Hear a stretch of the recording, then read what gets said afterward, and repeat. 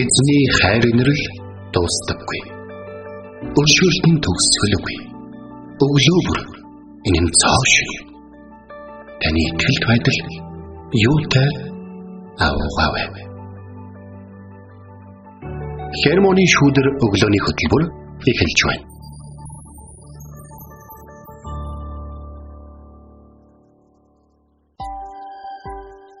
Өглөөний мэнд. Итгэл радиогийн эфирээс Хермоны шүдэр өглөөний хөтөлбөр ийхүү эхэлж байна. Эфирт пастор Сайна болон хөтлөгч Бэлгэнаар ажиллаж байна. Сонсогчдаа сайхан амарсан уу? Өнөөдөр бол 2025 оны 4 сарын 25-ны Пасхан гараг байна. За тэгээд ажлын сүүлийн өдөр.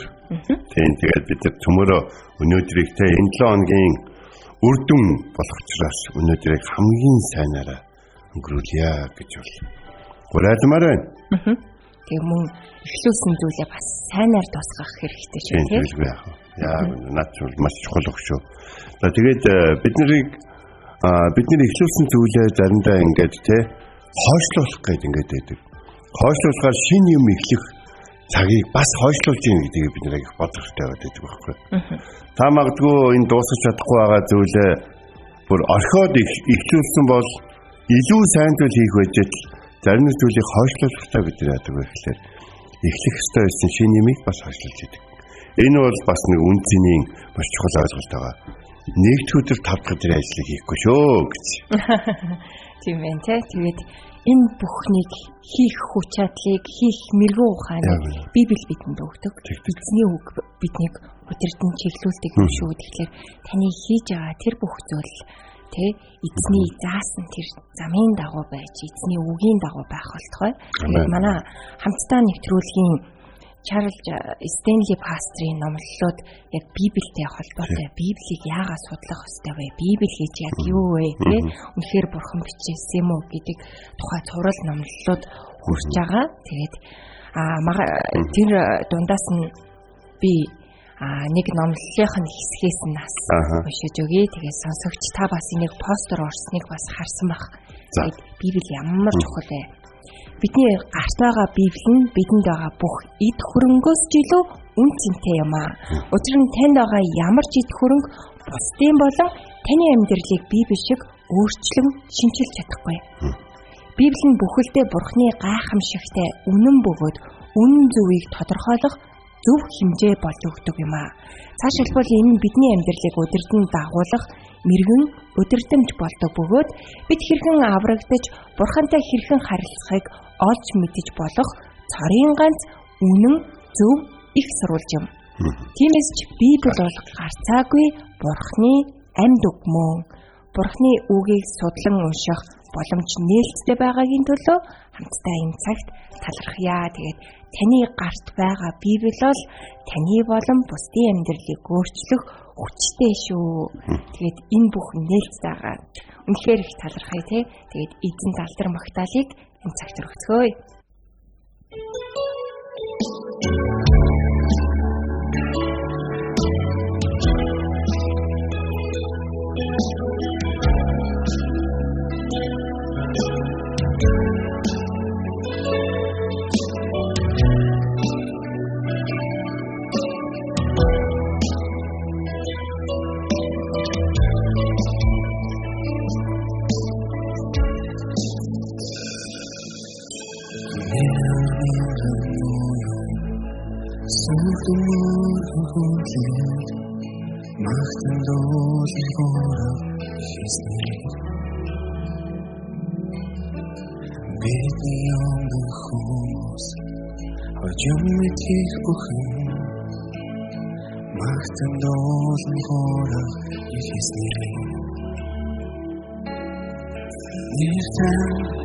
Бүхнээс өндөр нэртэй бүхнээс агуу нэртэй бүхний залраа бүхаш ихнэт хүчээр бид байгаач нэртэй бүхний залраа тэнгэрч нармаа Укутелут ма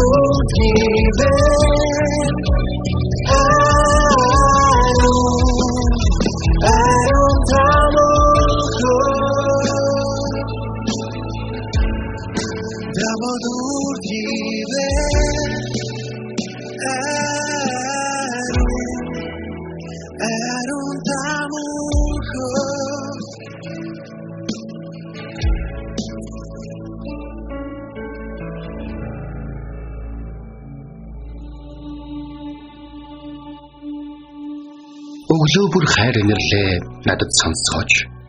Танд л би итгэдэг үлээ. Явах замыг минь надад зааж өгөөч. Танд л би сэтгэлээ өргөн байна. Дуулал 143-ийн 8.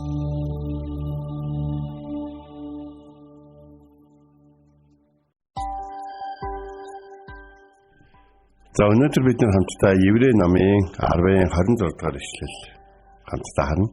За энд учир нь бид үнний мэдлэгийг хүлээн авсны дараа дур зоргоороо нүгэл үйлцээр байвал нүглийн төлөөх дахил цаашид үлдэхгүй гэж хэлсэн. За тэгэхээр бид нэг ийм зүйлийг их ойлгож авах хэрэгтэй байгаа даа. Нэг анх ингээ шинэ гэрээ ном уншиж байх үед гэсэн байхгүй. Хэрэг чи эрдний дахлын ширээний өмнө дахил өрөхөөр ирээд чиний эсрэг зүйл хин нэгэнд байгааг санах юм бол чи дахлаа орхиод эргэж очиод нөгөө үнтэйгээ эвлэрээ гэж. Тэгэхээр эзний дахлын ширээнд энэ дэлхий дээрх баг бүхэн ойртон очих эрх нэгдсэн байна. Гэхдээ тэр дахлын ширээн дээр эзний өмнө эсвэл тэр эзний нэрийг дуудаж эзний өмнө очиж байгаа хүмүүс хэрэг хин нэгэн тэр ширээн дээр бас ойртон ирээд одоо дахил өргөдөг хин нэгэн хүний талаар ярьж байгаа бол энэ жоохон ноцтой гэсэн болж. Жишээ нь одоо жишээ датил одоо нэг хүнтэй бурхан минь та намайг одоо тэ илбэх хангалуун байлгаж тэ одоо байгаа учраас би өнөөдөр танд энэ байшингийн сүмийг барьж өгье. Тэгээд бас энэ сайн дурын үйлсэд би оролцох боломжтой болсондоо танд талархаж байна гэж ингээ хэлж яхад хин нэгэн хүн нулимстайгаар очиод бурхан минь яагаад тэр хүн миний бизнесийг миний ажлыг булааж байгаа юм бэ? Яагаад тэр хүн шудрагсаар миний газар дээр болон миний таны надад ивэсэн таны надад өгсөн энэ өчүүхэн зүйлийг надаас ингэж авч байгаа юм бэ? Намайг өмгөөлөх хүн хэн байна вэ? Бурхан минь та гараач гэж хэрэг залбирч байгаа бол энэ хоёр хүний залбирал хоёулаа бурхан сонсгож байгаа. Тэгэхээр бид нэг ийм зүйлийг ойлгох хэрэгтэй байдаг л да. Өнөөдрийн ишлээс хэрэг бид үнний мэдлэгийг хүлээж авсны дараа үнний мэдлэг гэдэг нь юу юм бэ гэхээр Есүс Христийн талаар мэддэг гэсэн. Есүс Христийн талаар мэддэг гэдэг нь юу юм бэ гэхээр бурхан хүмүүсийг өргөл өргөөд уучлалыг авах боломжийг хуулиудыг тогтоож өгсөн боловч тэд нар үнэхээр өргөлөө өргөсөн ч гэсэн тэр уучлалыг хүлээж авах хэмжээнд амьдрч чадахгүй байгаад байсан. Тийм учраас бурхан тэдний өргөлийг биш зүрх сэтгэл нь чухал шүү гэдгийг уг нь бол хид хидийн иш үзүүлэгчээр дамжуулан хэлсэн. Эзэн бурхан чинь чамаас юу яг юу шаардсан? Эзэн бурхан чинь тэ дуулууртай байл гэдэг бол ямар ч дахлаас илүү гэдгийг чи ойлгодгүй гэж юу? Гэх мэт одоо Самуэлээр дамжуулаад, Хабакукаар, Нахумаар дамжуулаад, тэ маш олон иш үзүүлэгчээр дамжуулаад ер нь бол дахлаас илүү зүрх сэтгэл итгэл нь илүү чухал гэдгийг бол олон удаа бол хэлсээр байсан ба. Гэтэл үнний мэдлэгийг хүлээж авсны дараа хүмүүс хэрэг нүгэл үйлцээр байх юм бол нүглийн төлөв дахил нь цаашд үлдэхгүй гэж. Тэгэхээр улс гүрэн ч гэсэн хүн алдаа гарах үед тэнсэн ялагддаг байхгүй, тэнсэн харгалзах ял юм уу, эсвэл дүүцүүлэх ял, эсвэл торгуул ногдуулах юм уу, эсвэл тодорхой хэмжээгээр тухайн хүнийг хийсэн зүйл чинь ноцтой байсан шүү гэдгийг нь ойлгуулж эрхийг нь хасаж тэ нийгмийн тусдаа хөдөлмөр хийлгэх ч юм уу, эсвэл одоо тодорхой хэмжээгээр тэр хүний одоо амьдралдаа ингээд хийж байдаг хөдөлгөөнийг хорих тийм арга хэмжээг хүртэл авдаг. Тийм учраас бурхан ч гэсэн бас биднийг алдаж онох үед бол бурхан ч гэсэн биднийг шууд нэг алдаа гаргахыг нь хүлээж ирсэн нэг юм шиг шууд устгаж юм уу эсвэл тэ бидний амьдралыг мөхөхийг бол хүсдэг. Бурхан бидэнд боломж олгодог. Үнэндээ бурханы өргөж байгаа энэ боломжууд нь хүмүүст өвлөгдөж ирсэн гэдгийг бид нар санаж явах хэрэгтэй. Тэгээд бид нэр гэтэл нэг ийм зүйлээр бид нар төөрөлдөж ерөөсөө болохгүй. Тэр бол юу гэхээр би гимшиж шин. Би гимшчин дахил өргөчин эсвэл хинч тэр одоо юу гэдэг намайг шүүгээд байгаа хүмүүсийн хинэн ч хийхгүй тийм агуу зүйлийг эсвэл том зүйлийг чуулганы төлөө, Тэнгэрийн хаанчлалын төлөө одоо тэ хийж штэ. Би сүм барьчих яах юм. Одоо зарим ингээд их агуу хаадуудын түүхийг ингээд уншиж явахд ингэж хэлдэг. Тэр ингээд харгас хатуу тийм одоо гэр бүлийн асуудал ийм хаан байсан боловч тэр амьдралынхаа сүүлийн он жилүүдэд сүм хийдүүдэд анхаарлаа хандуулж хид хідэн сүмийг барьж ингэсэн юм аа гэж. Дэлхий дээр барьсан байлгууд болон сүмүүд нь түүнийг эзний өмнө уучлах төрөхгүй. Харин түүний тэр хүмүүсийг хохироосон тэр зүйлүүдэд уучлалт гуйж Есүс Христийн дотор өөрийг нь нэгүүлсэж өөрийг нь мөнх амьтаа болгож өгөхийг хүссэн гимсэн тэр гимслэр л тэр мөнхийн улсад орох болно. Тийм учраас бид нэрээс нэг одоо нүглийн төлөөх дахил дээр бүдрэхгүйгээр бас андуурахгүй байх хэрэгтэй байна гэдэг зүйлийг л өнөө өглөө ярмаар байгаа. Тэгэхээр заримдаа ингээд чуулган дээр ийм яриа ингээд болоод идэг л дээ. Чуулгандаа ингээд сайн явдаг, өргөлөө сайн өргөдөг болохоор тэр хүнийг одоо сахилгажуулж болохгүй юм шиг. Тэ? Дагнаж болохгүй юм шиг, зэмлэж болохгүй юм шиг. Тэр хүн ч гэсэн тэгээд ямар нэгэн хэмжээгээр амьдралтанд байгаа төв бус, ариун бус зүйлүүдийг нь хэлэхлээр юу гэж хэлдэг вэ гэхээр үгүй би хичээж л авах штэ. Би бурхны өмнө өргөл өргөж байгаа штэ гэдэг сэдвээ өөрчлөөд хазаалгаад чадж байгаа зүйлүүд дээр анхаарал тавьдаг.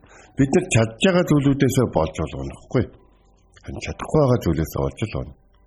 Тэгэхээр нэг зүйлийг бид нэг санджих хэрэгтэй гэсэн чинь тийм моосонс бидний чадж байгаа зүйлүүд рүү л дотолдог байхгүй. Чадахгүй байгаа зүйлүүдийг зөвхөн тэр мэдчихэж байгаа. Бараг түүнийг оролдооч байхад нь бид нар өөрсдөө унаад байгаа юм чинь. Харин бид ямар нэгэн зүйлийг чадчихвэл түүндөө мөн илүү их дотолдог гэдэг бид бодож байгаа хэрэгтэй. Үнний мэдлэгийг та хүлээж авна гэдэг бол энэ дэлхий дээр хүн болгонд тахахад байх бурхны ивэл ерөөл бол биш шүү.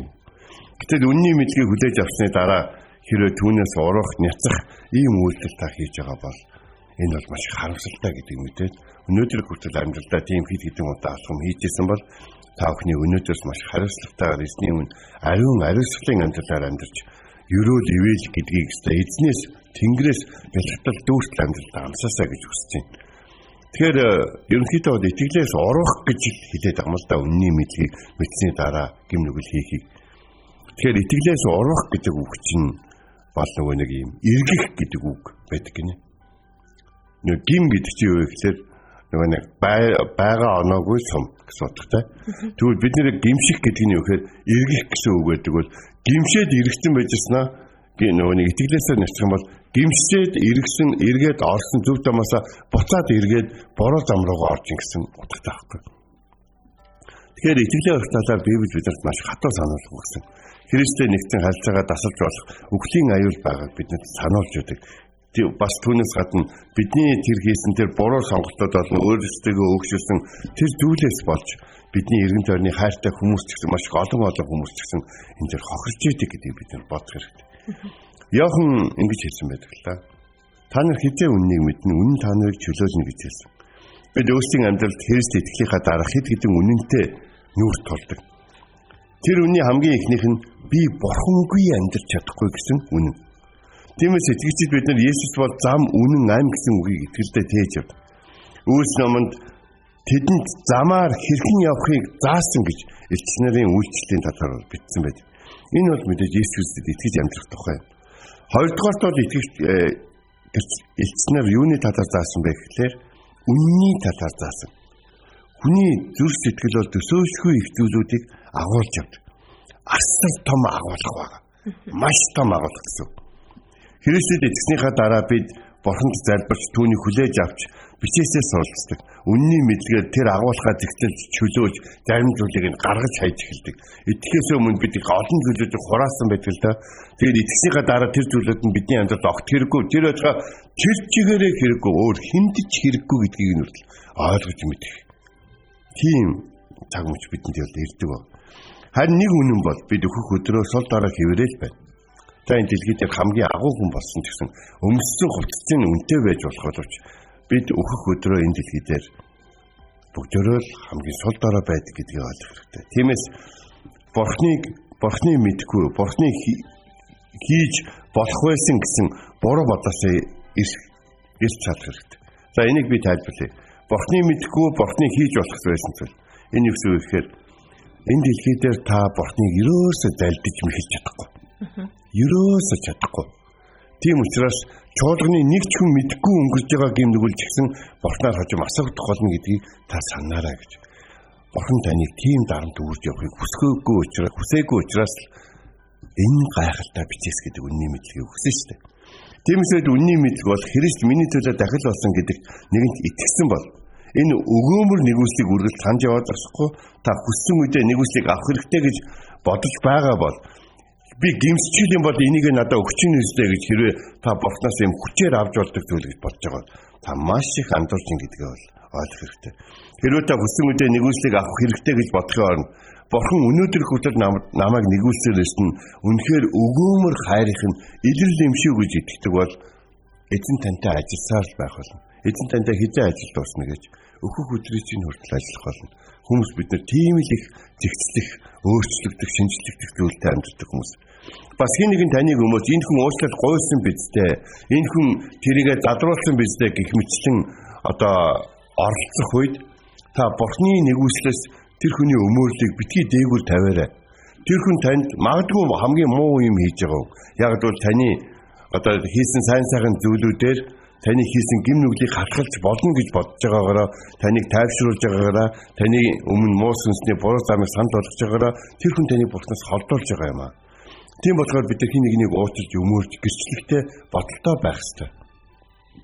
Харин хамтдаа гимшиж бие биенийг улаахтан сонсож өгдөг сайн итгэцэд байх ёстой.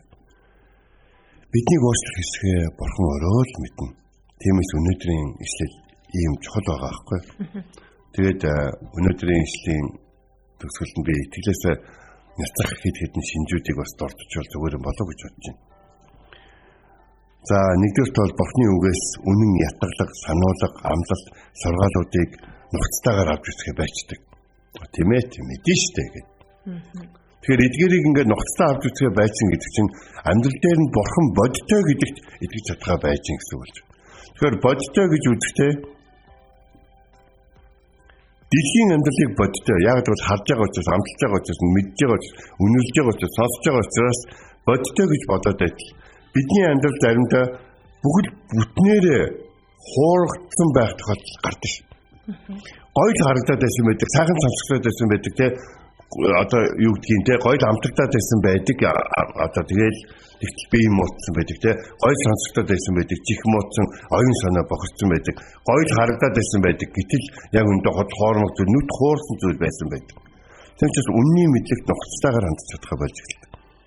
20 дугаар нь юу гэхээр ер нь бурхантай ойртох нь багасаад эхэлдэг. Тэгээд жижиг сажиг зүйлүүдийг анхаарал хандуулдаг эхэлнэ. Тэгээд хамгийн аимшигтай зүйл нь бол юу гэхээр өнөөдөр санаал болгон танд үлдээхэд нүглийн мэхлэлтээс олж өөрийнхөө амьдрал дэх гэм нүглүүдийг ноцтой тооцоолж эхэлдэг. Байдаг юм биш үү? Хүн болгон тэгэл байдаг ба ярьдаг юм биш үү? Хүн болгон л байдаг юм биш үү гэж бол боддог ба. Гэтэл яг энэ бүхэн ч юм бол цаашдаа зөвхт байдлыг таамаглахад саад болох байхгүй. Эн чинь өөрийнхөө талбай дээр, зөв талбай дээр чулуу хайж хогийн урмал тарьж байгаас ялгаа байхгүй.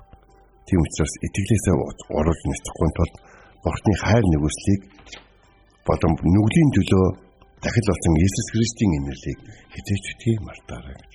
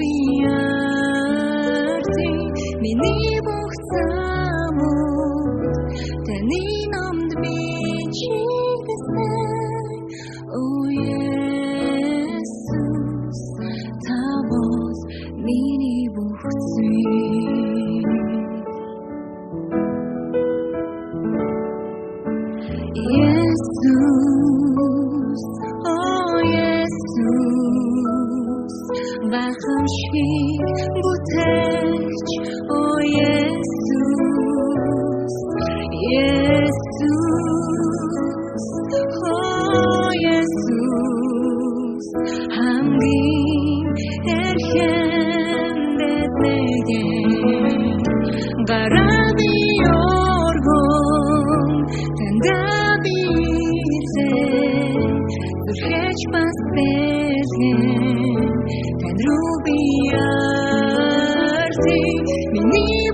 замууд таны номд би чигдсэн Оо Есүс та бол миний бүх зүйл ариунаас бүхнээс хэмбэт та бол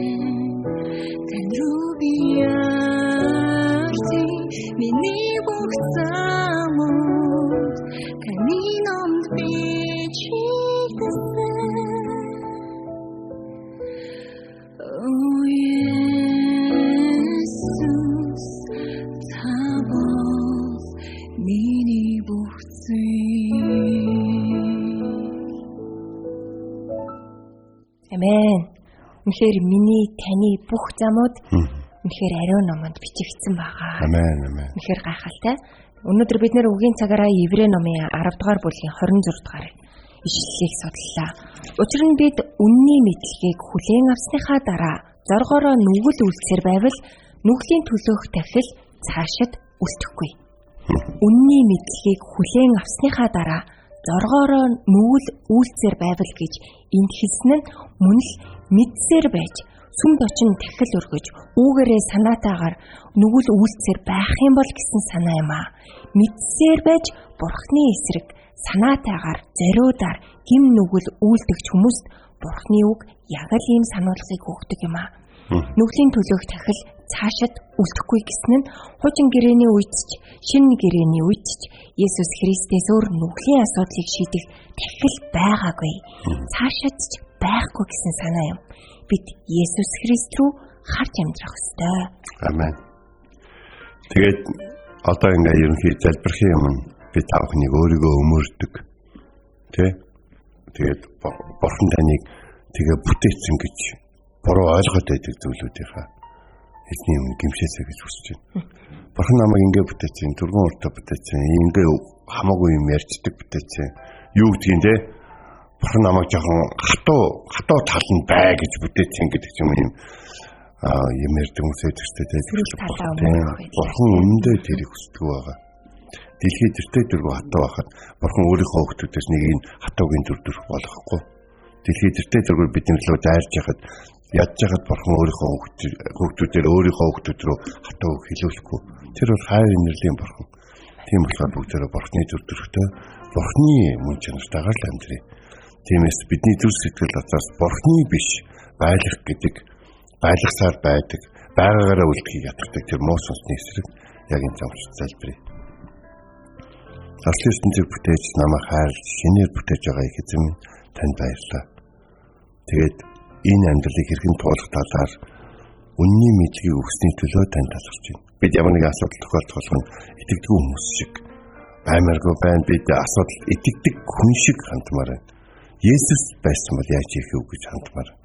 Тиймээс та биднийг өршөөж уучлж өгөөч. Амьдралдаа олон удаа чухал үед нь та өөрийгөө гэрчлэхийг хүссэн үед бид өөрсдийнхөө танихаар хийгээгүй учраас та биднийг өмнөлийг уучлж өгөөч гэж таасгууч. Хүнд хэцүү байх тусам танихаар хийсэн нь дээр гэдгийг эртхэн ойлгож ухаарахад тусалж өгөөч. Бүхий л итгэх шахын дусыг мань урамшуулж өгөөч. Тэдний үнний мэдлэг дотор үлдэж нүглийг эсэргүүцэж ялан дийлэхэд туслаач. Есүсийн нэрээр залбирanгуйлаа. Амен. Энд хүрээд Хермоны шүдэр өглөөний хөтөлбөр өндөрлөж байна. Бидэнтэй хамт исэн сонсогч танд баярлалаа. Амралтын өдрүүдэд эзний ивэл өрөөлөөр дөрөв өнгөрүүлээрэй. Эзэн таныг харж хандах болтугай.